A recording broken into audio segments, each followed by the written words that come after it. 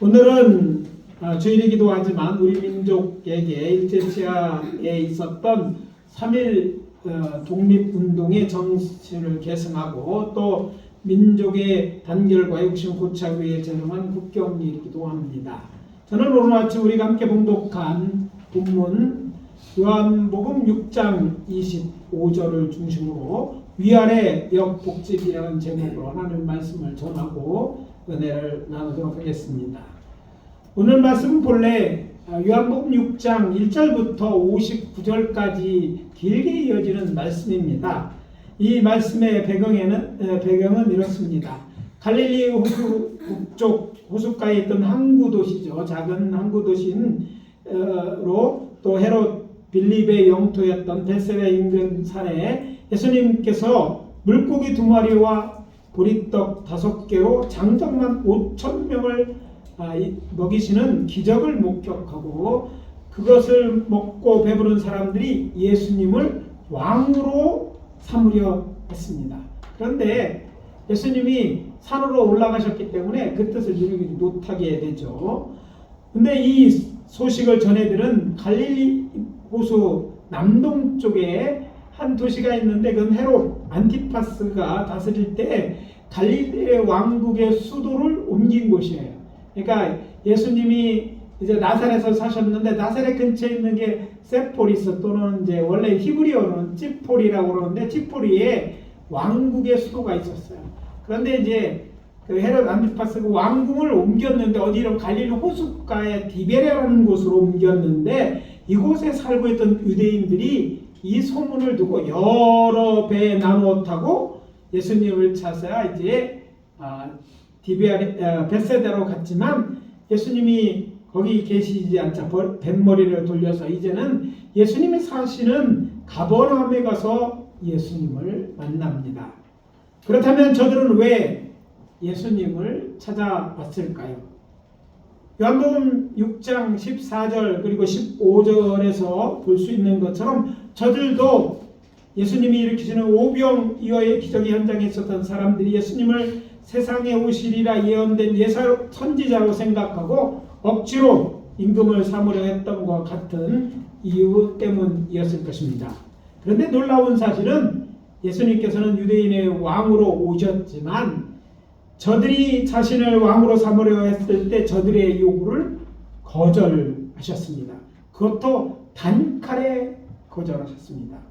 여기에 오늘 우리가 들어야 될 첫 번째 메시지가 있습니다. 하나님의 나라의 백성이 되라. 이것이 하나님의 일이다. 따라해 봅시다. 하나님 나라의 백성이 되라. 이것이 하나님의 나라의 일이다. 하나님의 일이다. 오늘 본문에 일어난 당시 유대는 일제 3.1운동에 일어났을 때 일제 강점기의 우리 민족이 처한 상황과 아주 비슷했습니다. 헤롯 빌립이나 헤롯 안티파스가 누구입니까? 저들은 예수님을 왕으로 세우려 했던 사람들의 왕이었어요. 근데 사실 저들은 로마가 유대 지경에 다스려 세운 이두메 출신의 왕인 헤롯 대왕의 아들입니다. 한마디로 유대인들이 아니었어요. 유대인이 아닌 사람들이 지금 이 과거 유대 땅이었던 이곳을 다스리고 있는 거예요. 그리고 그 나라들은 그런 다스리는 왕국들은 또 누구에 속해 있어? 크게는 로마 제국에 있는 거예요.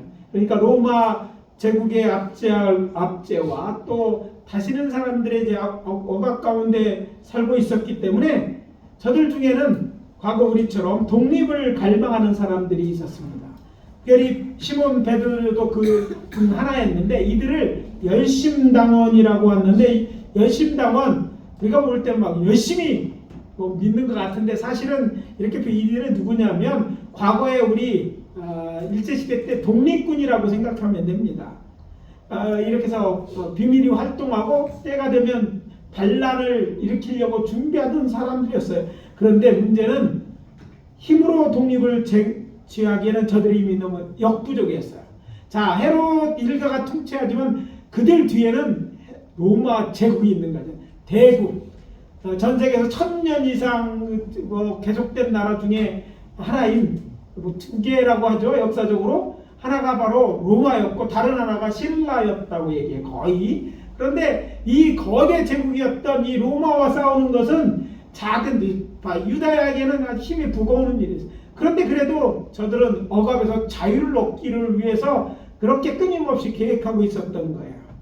그런데 저들이 믿는 데는 또 하나의 믿는 구석이 있었는데 그는 또 하나 저들에게 희망이 되는 메시지가 선지자의 글에 있었기 때문입니다. 선지자에는 메시아가 오는데 메시아가 그 나라를 통치할 것이라는 거예요. 그러니까 이런 소망을 갖고 메시아 나타를 고대하던 그런 때였어요. 그때 제사장 가문의 선지자 요한이 나타나서 요단강 근처에서 회개의 세계를 전파합니다.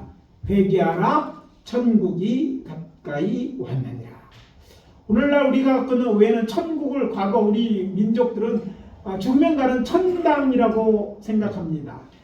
비슷한 부분이 없지 않습니다. 그러나 여기서 말하는 나는 복음서를 읽어보면 어떤 성경에는 이 천국, 어떤 데는 하나님의 나라라고 쓰여져요. 이것은 하늘나라를 의미합니다. 하나님이 통치하시는 나라를 말합니다.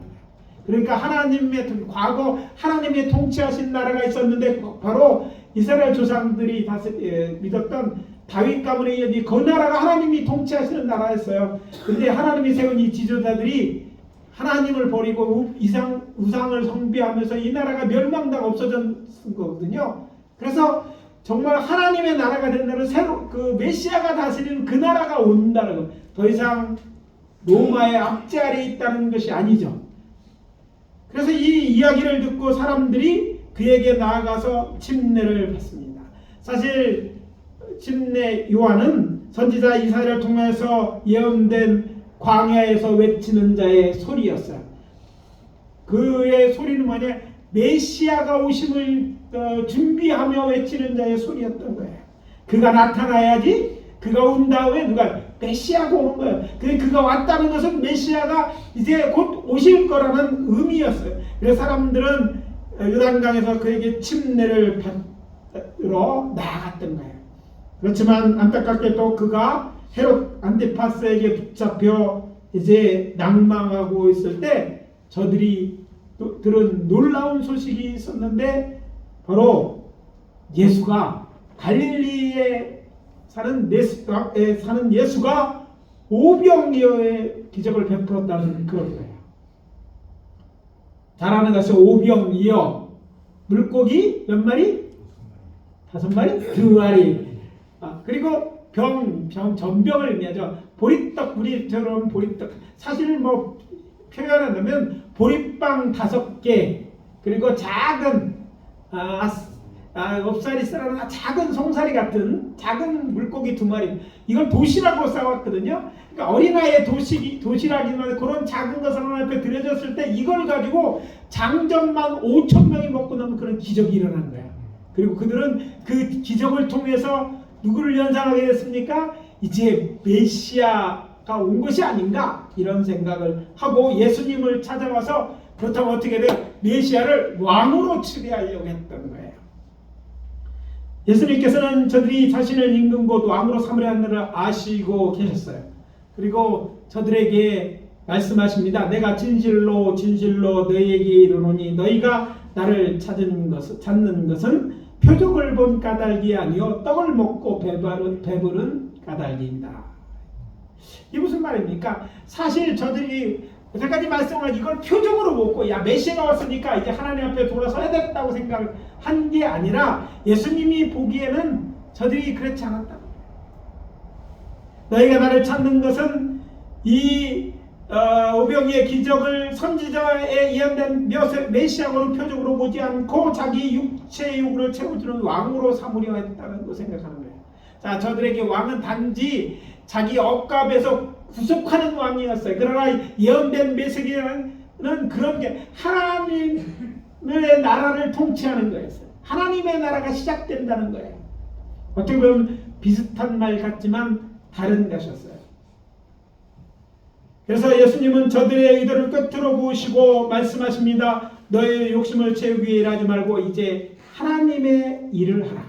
한마디로 저들의 요구를 거절하시는 것입니다. 그리고 저들을 대신 하나님의 나라의 백성으로 초청하시는 거예요.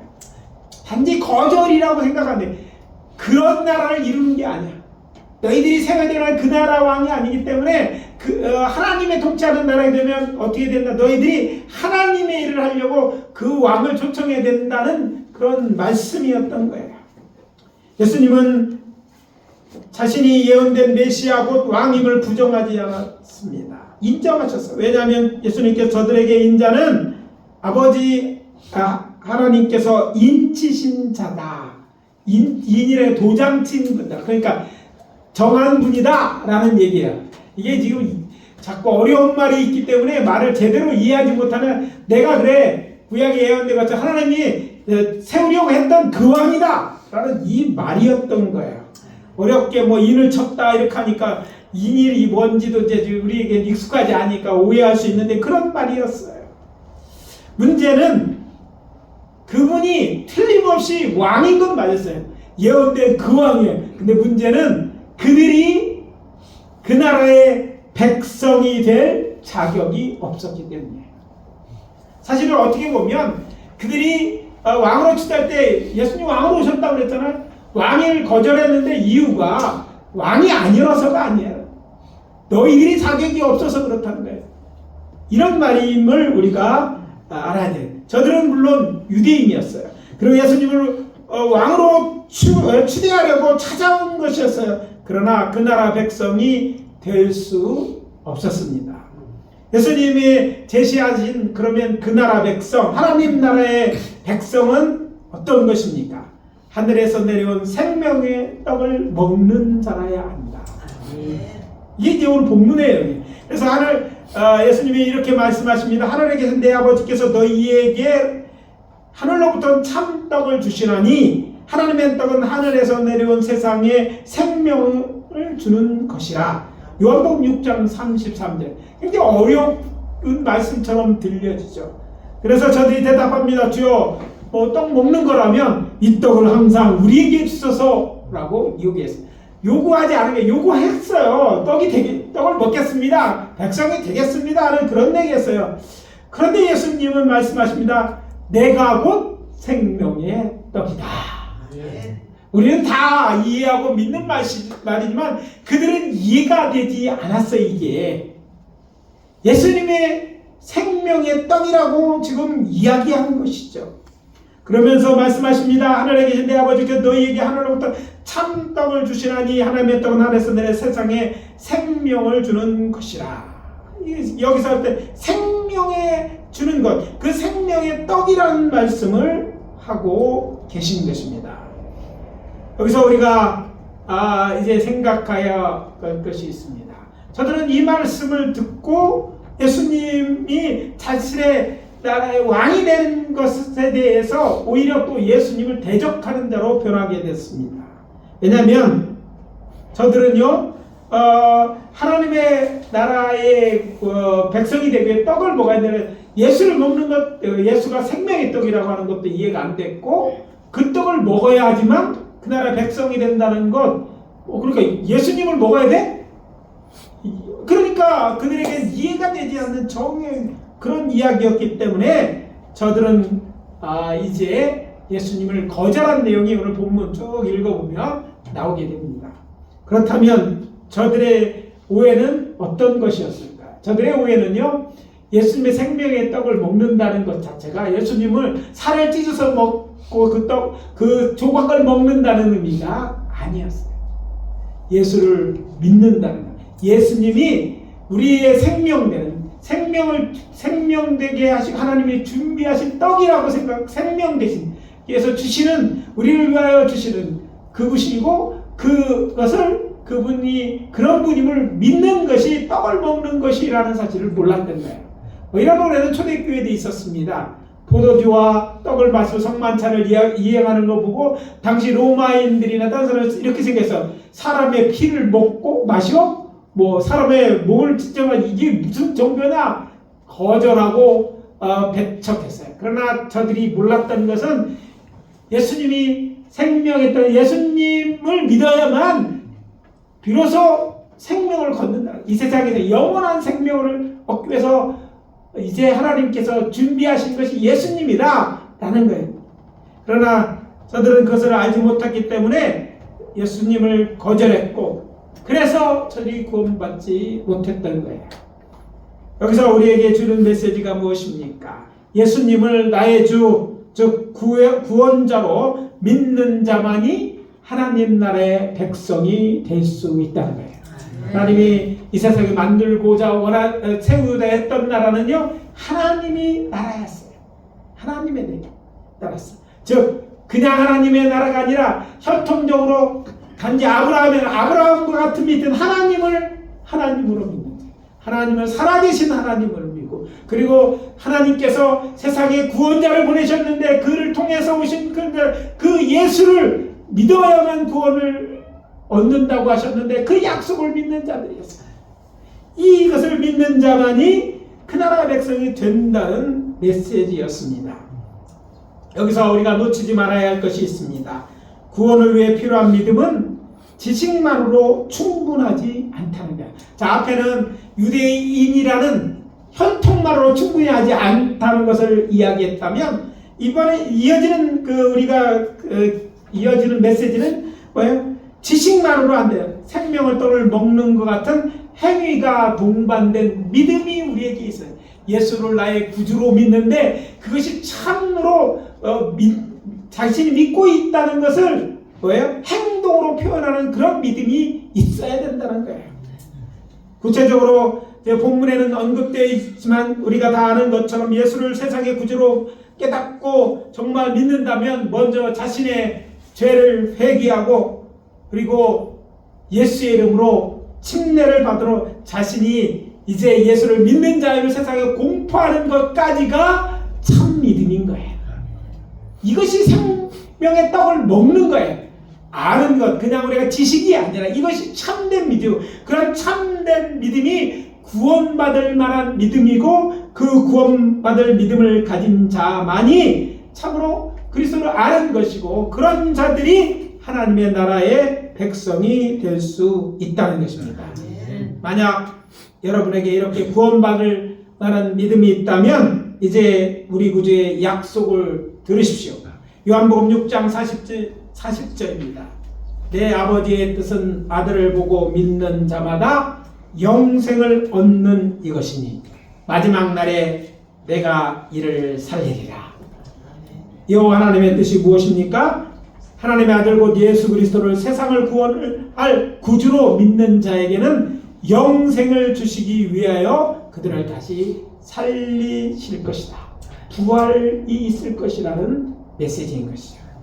많은 사람들이 이구동성으로 말하듯이 우리는 지금 말세를 살고 있습니다. 세상 끝을 살고 있는 거예요.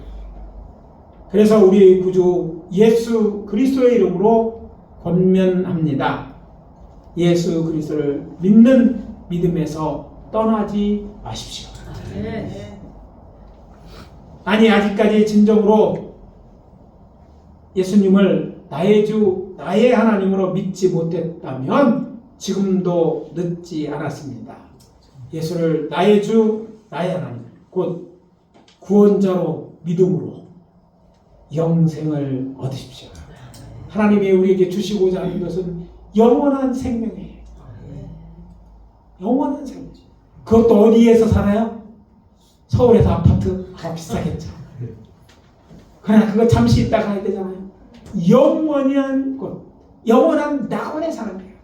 그래서 요한계시록을 보면 그 낙원의 이름이 새 예루살렘 성이에요.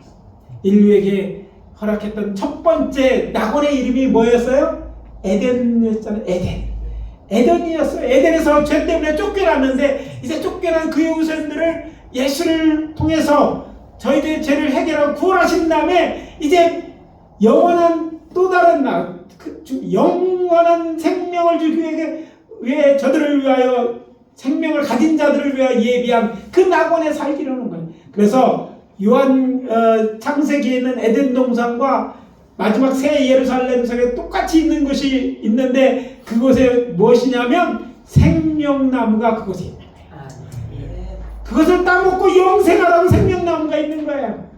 믿어지면 아멘. 하나님이 뜻은 이것이에요. 그러니까 하나님은 좋으신 하나님. 그곳은 낙원이에요. 우리가 생각하는 어떤 세계도 이룰 수 없는, 사람이 만들 수 없는 영원한 낙원. 모든 것을 하나님이 허락하신 그곳. 기쁨의 동산, 죽음이 없는 것, 고통이나 아픔이 없는 것, 악한 자가 없는 것, 그리고 하나님은 그들과 함께 거하는 이 낙원에 우리로 들어가 살기를 원합니다. 어떤 자 예수 믿는 우리로 이 영생을 하나님은 우리에게 주시기를 원하는 거예요. 그리고 그 길이 바로 우리의 죄의 문제를 해결해 우리에게 생명 주기 위해서 자신의 생명을 내어놓으신 예수 그리스도를 구주로 믿는 거예요. 그래야 죄의 문제가 해결되고 그래야 그 나라 백성이 되어서 그 나라에 살 수 있기에 바로 예수님이 이 땅에 오신 것입니다. 저는 우리 사랑하는 성도들이 이 예수를 믿으시기를 예수 그리스도를 축원합니다. 하나님이 가진 이 믿음을 끝까지 지켜서 우리 다 같이 부활에 참여하고 아멘. 우리 지금 오시면 부활에 참여하고 죽었다면 분명히 또 일으키실 거예요. 그래서 주님과 함께 만난 다음에 영원히 사는데 우리 함께 살게 되시기를 예수 그리스도 이름으로 축원합니다. 둘째 메시지는 이것입니다. 축복의 통로가 되십시오. 이것도 하나님의 일입니다. 잘해봅시다. 축복의 통로가 되자. 이것도 하나님의 일이다. 오늘 두 번째 메시지는 디베라의 속도 배를 타고 베세다를 거쳐 가모나까지 자신을 찾아온 저들과 예수님의 대화 속에 담겨져 있어요. 살짝 가려져 있어. 잘 깊이 이제 연구해서 보자면 잘 보이진 않아요. 그래서 그때 그 말씀이 어떤 말씀입니까? 썩을 양식을 위하여 일하지 말고 영생하도록 하는 양식을 위하여 하라. 이 양식은 인자가 너에게 주리니 인자는 아버지 하나님께서 인치신 자니라. 요한복음 6장 27절입니다. 양식을 먹는 것도 하나님의 일인데 먹고 살았으면 뭐 해야 돼? 먹고 살면 그냥 있는 게 아니라 그 양식을 위해 생명을 위해 이제 일하는 것이다 라고 하는 거예요. 이중성이 있죠. 우리 각자 개인에는 제일 먼저 해야 될 일이죠. 먼저 내가 믿고 사는 게 이게 하나님의 일이야. 두 번째는 살았냐? 살았어? 그럼 살았다면 뭐 해야 된다? 그 나라, 그 영생, 썩지 않은 양식을 위해 일하라는 그런 내용이라는 것이죠. 이 두 가지 하나님 일을 하라고 주님을 하나님 명령하셨다고 이 말씀을 우리가 이해해야 할 줄 압니다. 그러니까 하나는 예수를 구주로 믿어 영생을 얻으라는 것이고 다른 하나는 이제 그 영원한 하나님을 위해서 그 복음을 위해서 축복의 통로가 되라 라는 이런 말씀인 거죠. 예수님의 이 말씀 속에서 이런 메시지를 찾아내기 위해서는 이 말씀과 관련 지을 수 있는 구약 성경의 말씀들과 또 이전에 기록된 예수님의 사역 특히 먹는 양식으로 관해서 예수님이 하신 말씀과 사역에 대한 깊은 묵상이 필요합니다. 그래서 잘 드러나 있지 않아요. 그러나 묵상하면 깊이 보면 이것들이 드러나죠. 먼저 직접적인 사건으로는 지금 저들이 예수님을 찾아온 것은 예수님께 베세다에 일으킨 오병이어의 기적이 아닙니까? 근데 이 기적을 자세히 들여보면 놀라운 일은 이 기적의 시발점, 씨앗이 된 사건이 나옵니다. 그것은 한 아이가 자신이 가져온 도시락을 주님 앞에 내어놓았어요. 어린아이 되면 자기만 생각하기 쉬운데 그 어린아이 도시락을 내어놓았어요. 거기에 도시락에 담겨 있는 것이 앞에 말씀드린 것은 작은 물고기 2마리 반찬, 짭짤하게 이 갈릴리 호수의 특산품이거든요. 여기 사해가 가까웠기 때문에 소금에다가 그 갈릴리 멸치 같은 거, 멸치 액젓 생각하면 절인 그것을 해가지고 이제 로마 일대 다 수출했거든요. 근데 그거를 했어요. 빵만 먹으면 우리가 잘 안 먹히잖아요. 그러니까 보리떡 다 손바닥 조그마한 거에다 그거 같이 먹는 게 이게 도시락이에요. 애들이 도시락, 어른 도시락도 하니까 얼마나 조그맣겠어요. 제가 늘 얘기하잖아요. 이가 가져오면 고래가 아닙니다. 예, 아주 이런 거였어요. 그 빵이 큰 게 아니었어요. 물론 밥은 아니었고, 이제 우리나라 성경도 이제 번역될 거예요. 이제 보리빵 이렇게 나올 거예요. 옛날에 빵. 그렇지 않으면 이제 원어적으로 보면 그렇죠. 그들의 문화적으로 보는 것도 밥을 먹는 나라가 아니니까. 근데 그것을 내어놓았다는 거예요. 그런데 그걸 가지고 몇 명을 장정만 5,000명이 되는 사람 먹고 남아서 거둔 게 12광주나 됐어요. 이건 뭐 그냥 먹을 수 있는 정도가 아니라 차고도 넘쳤다고 표현하는 거예요. 그 작은 것이 그렇게 되는 거였어요. 이것을 말씀하시는 거예요. 이 표적은 바로 예수님이 세상의 죄를 위하여 멸망받은 세상을 구원하기 위해서 자신이 이런 양식처럼 저들을 먹여 살리는 양식처럼 양식이라는 말씀이죠. 마치 이 양식을 먹지 않으면 죽는 것은 광야에서 이스라엘 자손들이 만나를 먹지 않으면 죽은 것과 같다는 그런 의미에서 이걸 다 연결해서 말씀하신 것이기 때문에 잘 안 보이는 거예요. 처음 문장만 봐서는. 우리 구주 예수님의 이 땅에서의 생애를 연구하면 그의 공생의 첫 부분인 여호와께서 믿음의 조상 아브라함 보실 때와 맥을 같이 한다는 것을 통해서도 알 수 있습니다. 자, 창세기 12장 1절에서 3절 여러분 기억하시는 그런 말씀인데 그것과 오늘 본문 또 예수님의 사역 초기와는 아주 연관되어 있음을 알 수 있어요. 여호와께서 아브라함에게 고향과 친척 아버지의 집을 떠나 내가 보여줄 땅으로 가라고 명하시면서 이런 복을 주시겠다고 말씀하십니다. 내가 너로 큰 민족을 이루고 내게 복을 주어. 자, 내게 복을 주겠다. 하나님이 아브라함을 부르시고 그에게 말씀하고 따라하는 것은 복을 주기 위한 거예요. 그 다음에 뭐라고 하면 내 이름을 창대하게 하리니 너는 복이 될 것이다. 자, 복을 주어서 복을 주어서 복이 되는 거예요. 근데 그것뿐만 아니라 너를 다 창대해서 이제 복이 되는데 어떤 복이 되냐면 다른 사람에게 복이 되는 복이 되라고 말씀하신 거예요. 이어지는 말씀이 무슨 말씀입니까? 너를 축복하는 자에게 내가 복을 내리고 너를 저주하는 자에게 내가 저주하래. 땅의 모든 족속에 너로 말미암아 복을 얻으리라. 한마디로 너에게 복을 주겠고 너로 말미암아 세상 사람이 복을 얻는 통로가 되어지게 하겠다. 이런 약속이 같이 섞여 있는 거예요.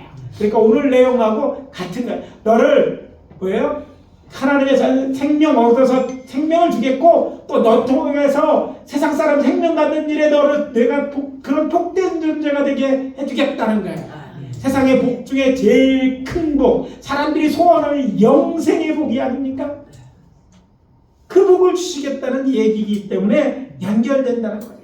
또 한 가지 더 예수님께서는 요한복음 4장에 있는 말씀 야곱의 우물가에서 물 길러온 사마리아인의 복음을 전할 때도 그렇게 이 메시지가 들어있는 그런 일을 하셨어요. 수가성 여인들에게 이제 예수님의 제자들 수가성에 가서 벤 수가성 오늘 세겜생이라고 볼 수 있는 거기서 또 그렇게 즉 빵을 사라고 가고 없을 때 그 여자가 물 길러오지 않았어요. 그때 예수님은 이제 그에게 그 복음에 대해 제시하셨고 그리고 난 다음에 예수님의 제자들이 이제 먹을 것 사가지고 와서 예수님 앞에 권합니다. 그때 예수님이 뭐라고 말씀하십니까? 내게는 너희가 알지 못하는 먹을 양식이 있다. 자, 빵을 보고 예수님이 수가성 여인하고 생각할 때 빵을 먹은 게 아니었어요. 물 얘기를 하셨잖아요. 그러고 난 다음에 그렇게 말씀하셔요. 내게 너희가 알기로는 먹을 양식이 있다는 거예요. 그래서 예수님의 제자들이 생각합니다. 누가 잡수신 거 갖다 드렸을 거다. 서로 얘기하죠. 그때 예수님이 뭐라고 얘기합니까? 나의 양식은 나를 보내신 이의 뜻을 행하여 그 일을 온전히 이루는 이것이냐. 요한복음 4장 34절입니다. 자신이 양식이 뿐만 아니라 보내신 일을 뜻을 행하는 이것이 하나님의 일이고 이것이 나의 양식이다. 내가 사는 이유가 바로 일을 위해 사는 것이고 그 일을 온전히 이루기 위해서 내가 일한다. 이런 말씀이에요. 그 온전히 이루기 뭡니까? 자신의 생명을 우리를 위하여 내어주시는 것이었어요. 그것이 예수님이 이 땅에서 사는 생명 사는 이유였었던 거였고 그 일을 마지막에 어떻게 해요? 십자가 상에서 온전히 이루신 거예요. 그래서 우리로 그 예수를 믿어서 예수의 의를 힘입어서 이 믿음으로 의인이 돼서 영생을 얻게 하는 거예요. 아울러 예수님께서 제자들을 부리고 갈릴리로 다니며 천국 복음을 곧 하나님의 복음을 전파하며 병든 자를 고치고 따르는 사람들에게 하나님이 백성이 갖추어야 할 백성의 바른 삶에 대해 가르치면서 동시에 왜곡된 율법을 바로잡습니다. 그 내용이 마태복음 5장에 나옵니다. 예수님이 이제 말씀 전하고 병자 고치는 것보다 구체적으로 이제 무슨 말씀을 하셨는지가 5장에 나오는데 그 기록을 산에서 가르쳤다고 해서 산에서 가르치는 말씀, 산상수훈이라고 하는 거예요. 마태복음 5장부터 나오는데 그 첫 번째 말씀 여러분 기억나시죠? 무슨 얘기예요? 복 있는 사람은 이렇게 시작해요. 복 있는 사람에 대해 생각하는 거예요. 그러니까 예수님이나 구약서부터 예수님 메시지에 특히 요한복음을 통해서 보면 그게 분명하게 드러나 있어요. 그러니까 성경을 깊이 보지 못해서 안 보일 뿐이지 그렇게 시작되는 거예요. 복 있는 사람 어떤 사람인지 얘기하는 거로 시작된다는 거예요. 하나님 나라 백성은 아브라함처럼 여호와를 자신의 하나님을 믿는 믿음을 의로 여김을 받는 사람이고 여호와의 말씀을 듣고 하나님을 믿은 아브라함에게 복을 주어 복이 되게 하시고 나중에 축복의 통로가 되게 하시는 것임을 우리가 확인해 알 수 있는 것입니다. 그렇기 때문에 천국 복음을 전하는 예수님의 말씀을 듣는 우리가 받을 복이 무엇인지 말씀하시고 한 걸음 더 나가서 하나님 나라 백성된 그러니까 주의 제자들에게 천국 복음을 전한 일에 동참시킴으로 축복의 통로가 되게 하신 것입니다. 다시 본문으로 돌아가서 예수님은 자신을 왕으로 삼으려고 자신을 찾아온 사람들에게 썩을 양식을 위해 일하지 말고 이제는 영생하도록 하는 양식을 위하여 하라고 말씀하셨습니다. 그러니까 그 말은 어떤 거라고요? 첫 번째 하나님의 일로 하나님의 보내심을 믿는 것이고 두 번째는 믿어서 생명을 얻고 영생의 복을 얻었다면 어떻게 됩니까? 성자 하나님께서 믿음으로 복받은 자들에게 즉 제자들에게 부탁하신 것처럼 천국 복음을 전하는 자가 되어야 될 줄 압니다. 축복의 통로가 되어야 될 줄 압니다. 그래서 말씀드립니다. 예수 그리스도를 믿어 구원을 얻으셨으니까 영생을 약속받았습니까? 참 잘하셨습니다. 참 잘하셨어요. 이것을 확보하지 않고는 이 영생을 얻지 않고는 이 세상 어떤 일도 사실은 의미 없을 수 있어요. 근데 이것을 하더니 정말 잘한 일입니다. 그러나 그것으로 멈추지 말고 이제 믿음의 조상 아브라함처럼 사람들에게 복이 되셔야 합니다. 이것이 하나님의 뜻이고 그 뜻을 따라 천국 복음을 전하는 것부터 시작해서 우리가 받은 여러 가지 복을 세상에 흘려보내므로 저들로 복을 받게 하는 것이 두 번째 우리가 해야 할 하나님의 일입니다.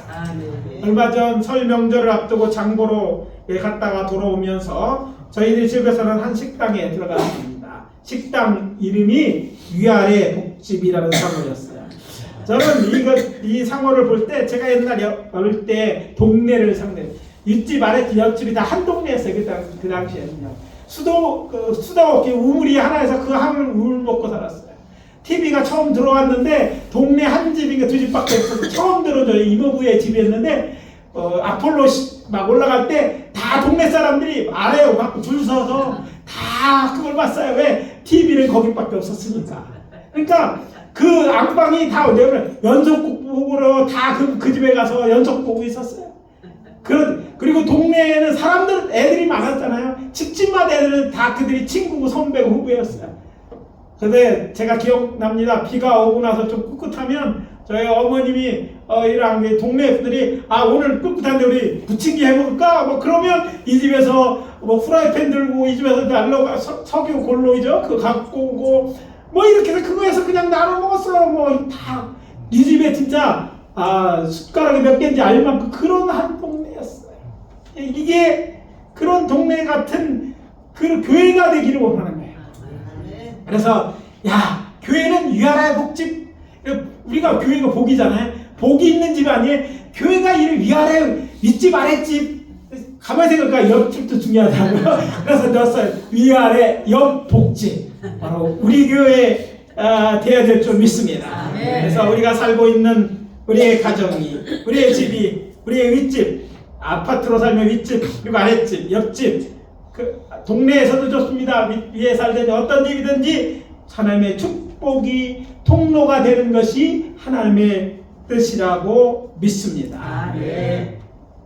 저는 요즘 제가 가진 모든 하나님의 것이 하나님의 은혜였다는 것을 깨닫고 요즘 정말 살면서 그 어느 때보다 지금 어떻게 보면 가슴 설레는 삶을 살 수 있어요. 앞으로 해야 될 일 때문에 다른 사람들 이제 줄여 이제 마무리해야 되는데 그러는데 저는 오히려 다릅니다. 이제 더 해야 돼요. 보니까요 제가 뒤돌아보니까 제가 받은 은혜가 너무 많더라고요. 다 하나님의 은혜고 이제는 받은 게 많으니까 나누어야 되는 게 하나님의 뜻인 것 같아요. 그래서 그걸 생각하면 설레요. 그래서 이제 제가 이제 청춘인 줄 착각하고 있다고 친구들이 얘기하는데 근데 중요한 것은 그걸 생각할 때 제가 행복합니다. 이제 앞으로 해야 될 일 때문에 저는 우리 성도님들 그랬으면 좋겠어요.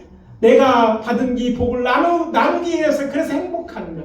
그래서 하나님의 이름이 들어가 하나님의 영광 얼마나 좋아요. 그게 다 받은 은혜이지 않습니까? 그러면 생각해 보세요. 여러분이 가진 지식, 물질, 건강, 여러분의 것입니까? 여러분의 힘으로 얻을 수 있는 잘 되지 않아요. 하나님의 대해서는 하나님이 주신 거예요. 그래서 하나님의 그것을 주신 것 내 것이니까 쓰려고 생각하지 말고 그것을 축복의 통로로 생각해 보세요. 그리고 기도해 보세요. 하나님이 당신의 영광을 위해서 당신이 주신 것을 축복으로 사용한다면 하나님 원하신 목적을 이루는데 하나님이 노하시겠어요? 안 돼. 아이고 너 이제 그만 살아. 이렇게 물론 때가 되면 부르시겠지만 대략 가져가시겠어요? 저는 그것을 느끼고 또 그렇게 일하시는 걸 보면 너무 신나는 거예요. 앞으로 막 자꾸 일을 자꾸 세상 말 배짱이 점점 커져. 일을 더 크게 벌리려고 해. 왜? 하나님이 원하시는 일을 하고 있고 또 해야 되고 그 하는 기대심에 사는 거예요. 저는 우리 사랑하는 성도님들이요 그냥 내가 다 모여갖고 그러면 불안해져. 많이 가져도 불안하고 못 가지면 걱정되고 그러나 나누려고 생각하면 다릅니다. 주신 것에 감사하고 또 그것을 나누니까 행복한 거예요. 저도 행복한 거예요. 그게 하나님이 원하시는 거예요. 왜? 다 주어도 결국 영원한 하나님의 나라가 우리를 위해 있잖아요. 그것은 하나님의 모든 걸 예배해요. 그래서 금값 올랐다고 했는데 그 도로 재료가 금이라고 되어 있지 않아요? 정금으로 되어 있다.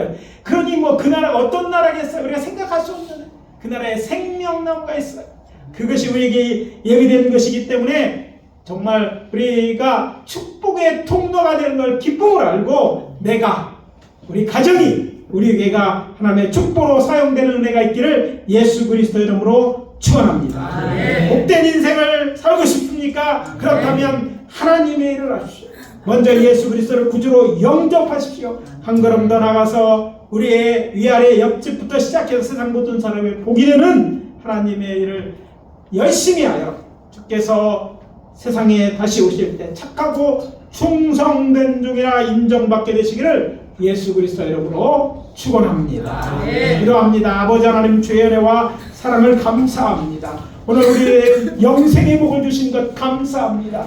믿음으로 구원을 얻게 하시니 감사합니다. 이 복음을 들었고 믿게 하시니 감사하고 아버지 이 복을 지킬 뿐 아니라 더 나아가서 주께서 우리 복이 되라고 우리를 부르셨으니 축복의 통로가 되게 하여 주시옵소서. 하나님 축복하려고 하니까 복된 대로 살기 위해 우리 건강도 필요하고 물질도 필요합니다. 아버지 하나님 우리에게 구하는 것 아버지 하나님의 영광을 위해 주시옵소서. 그리고 축복의 통로가 되는 삶을 살게 도와 주시옵소서. 예수 그리스도 이름으로 축복하며 기도합니다. 아멘.